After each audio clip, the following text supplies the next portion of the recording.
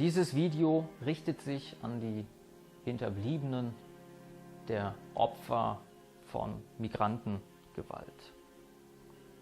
Ich weiß, ihr habt keine Lobby, ihr habt in diesem Regime einfach die falsche Hautfarbe. Wenn man bedenkt, dass es sogenannte Migrationsvereine gibt oder Interessensgruppen, eine regelrechte Lobby für Migranten, die sofort aufschreien, sobald sich ein Migrant nur diskriminiert fühlt.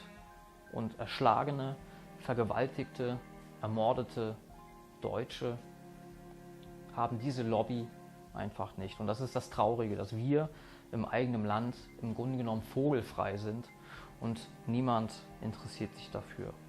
Oft erleben wir sogar, dass es genau umgedreht wird. Täter werden zu Opfer und die deutschen Opfer sind dann selber schuld, weil sie vielleicht einen Minirock getragen hatten oder weil aufgrund der halbnackten Frauen, die wir vielleicht in der Werbung sehen auf Plakaten, die neuen Besatzer und Siedler ja so sexuell erregt waren, dass sie nicht anders konnten.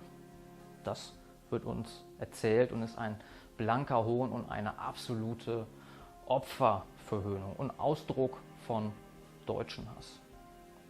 1996, da hat der Deutsche Bundestag die Massenansiedlung von Chinesen in Tibet als Völkermord verurteilt.